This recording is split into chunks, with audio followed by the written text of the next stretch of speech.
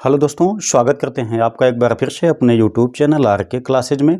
दोस्तों, हम लोग यहाँ पे NCERT class 10th UP board में मैथमेटिक्स को देखने वाले हैं। रचना लेसन को हमने लिया हुआ है 11.1। यहाँ पे देख सकते हैं ये प्रश्नावली है।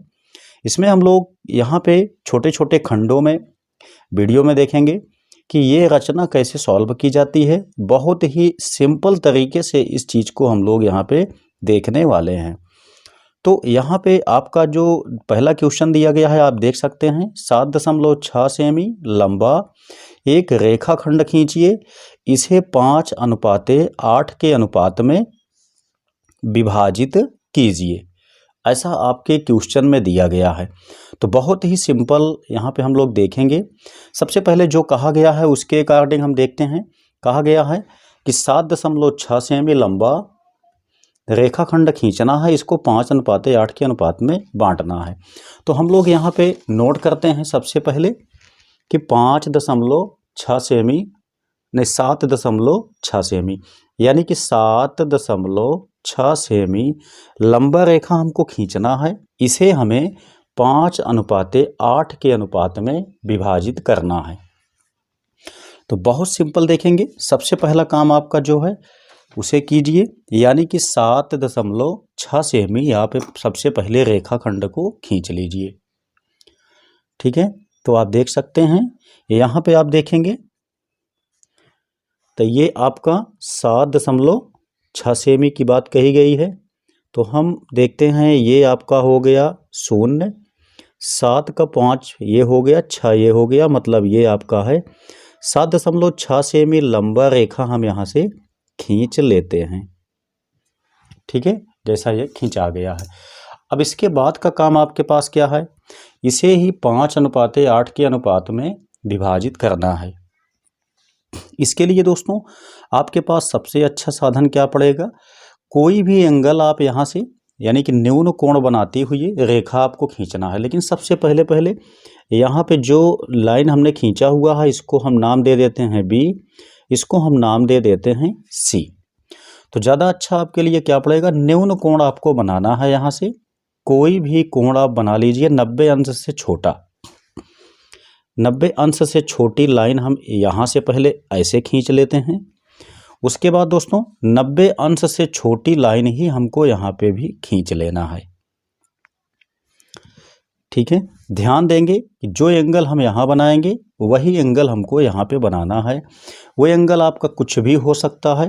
तो इसके लिए हम यहाँ से इसी एंगल को माप लेते हैं कि ये एंगल क्या बना हुआ है। यहाँ पे आप देख सकते हैं इसी एंगल का हम यहाँ से एक लाइन खींच लेते हैं।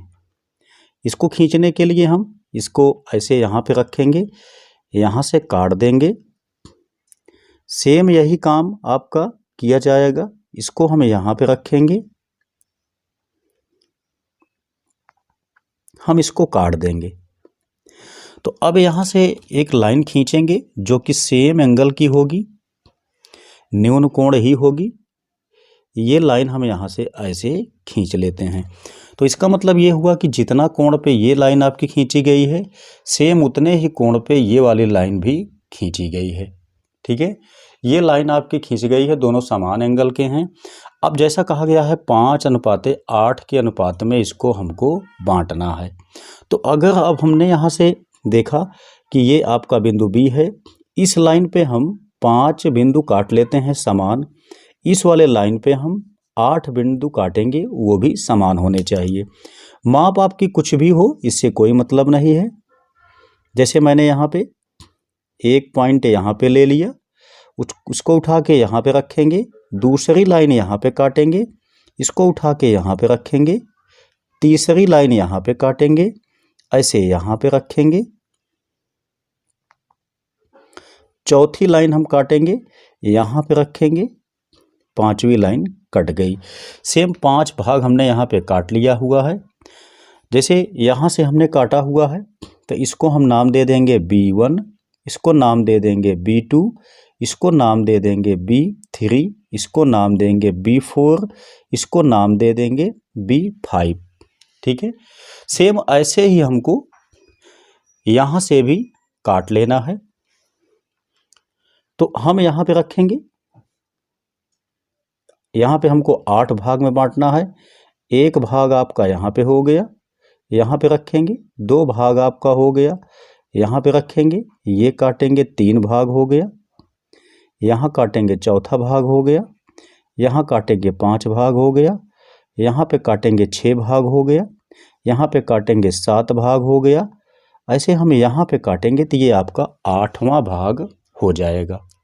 ठीक है, अब इसको हम नाम दे देते हैं, चूंकि यहाँ पे बिंदु C है, इसको हम C1, C2, C3, C4, C5, C6, C7, C8 हमने ऐसा नाम इसको यहाँ से दे दिया। अब दोस्तों 5:8 के अनुपात में हमको इस लाइन जो BC लाइन दी गई है, इसी को हमको 5:8 के अनुपात में काटना है। तो बहुत ही सिंपल ये आपका मेथड हो जाता है। क्या काम कीजिए, B5 C8 यहाँ पे आप स्केल को रखिए। B5 ये हो गया, ये आपका हो गया C8। ठीक है, यहाँ पे आप स्केल को रखिए, इसको सीधा ऐसे मिला दीजिए। ये तरीका आपका बिल्कुल आसान होता है, इसमें कोई दिक्कत नहीं है। आप देखेंगे यहाँ पे आपका ये इतना, यानी कि इसको हम कोई भी नाम दे सकते हैं। हम अगर इसको नाम A दे देते हैं तो ये B से A आपका एक भाग हो गया जो कि 5 पॉइंट को दर्शाएगा। A से C आपका सेकंड भाग हो गया जो कि पॉइंट 8 को दर्शाएगा। यानी कि 5 भाग आपका यहाँ पे है, 8 भाग आपका यहाँ पे है। तो इस तरीके से बहुत ही आसानी से हम इसको सॉल्व कर सकते हैं। लाइन का रेखाखंड जो पहला क्वेश्चन था वो आपका यहाँ पे डिवाइड हो चुका है लाइन में।